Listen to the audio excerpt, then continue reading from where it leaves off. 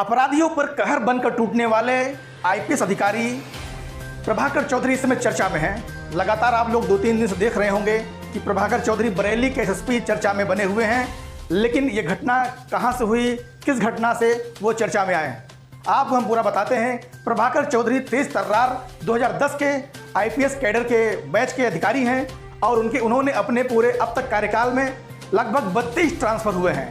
13 साल के कार्यकाल में 32 ट्रांसफ़र, हमें बताने में जितना आश्चर्य हो रहा है उससे ज़्यादा सुनने में आपको आश्चर्य लगेगा। एक ऐसा अधिकारी जो इतना तेज तर्रार है, ईमानदार है कि अपने तेज तर्रारी की वजह से, अपने बेहतरीन कार्यशैली की वजह से लगातार ट्रांसफरों का दंश झेल रहा है, उस व्यक्ति का नाम है IPS Prabhakar Chaudhary. IPS Prabhakar Chaudhary 2010 batch के आईपीएस कैडर के अधिकारी हैं, जिनकी इस समय अभी कुछ दिन पहले तक बरेली में कप्तान के पद पर तैनाती थी।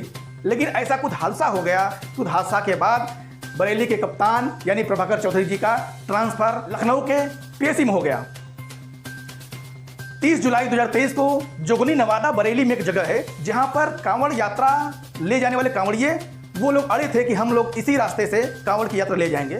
आईपीएस प्रभाकर चौधरी ने कहा कि उस रास्ते से कांवड़ यात्रा अगर चली जाएगी तो वो एरिया चूंकि मुस्लिम बहुल एरिया है, अब वो एरिया जो लगातार पहले से जिस रास्ते से कांवड़ की यात्रा होती चली आ रही थी वो रास्ता नहीं था।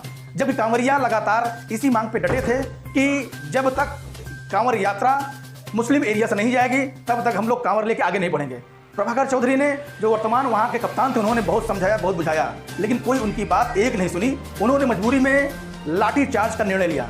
वो अपने बयान बताते हैं कि कांवड़ियों के भेष में कुछ अराजक तत्व तो शामिल हो गए थे जो असलहे और शराब के नशे में थे, तो इसलिए उनको लगा कि अगर इस गली से चले जाएंगे, इस रास्ते चले जाएंगे, जो कि तयशुदा रास्ता नहीं था। कांवड़ियों की यात्रा किसी दूसरे रूट से होती थी और इस बार कांवड़िए नए रास्ते से यात्रा निकालने पर उतारू थे, तो मजबूरी में उनको लाठी चार्ज करना पड़ा और खामियाजा ये भुगतना पड़ा कि उनको अपने बंगले से पहुँचने से पहले 5 घंटे के अंदर उनका ट्रांसफर लखनऊ के पीएसी सेनानायक में हो गया।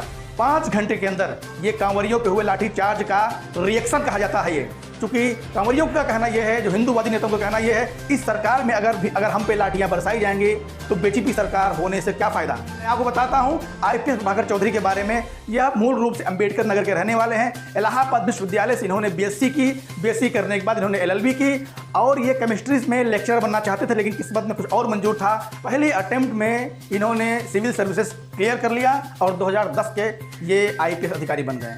इनका तबादला कोई 1, 2, 4, 5 नहीं, 13 साल के कार्यकाल में 32 ट्रांसफर हुए हैं और ये 15 जिलों के कप्तान भी रहे हैं। देवरिया के बाद ये थोड़ा चर्चा में आए थे। देवरिया के बाद इससे जब इनका ट्रांसफ़र कानपुर में किया गया तो बस पे सवार होकर के एक पीछे बैग टांग करके जब कानपुर पहुंचते हैं तो इनके सरकारी बंगले गेट कीपर से कहते हैं गेट खोलो। उसने गेट खोलने से इनकार कर दिया।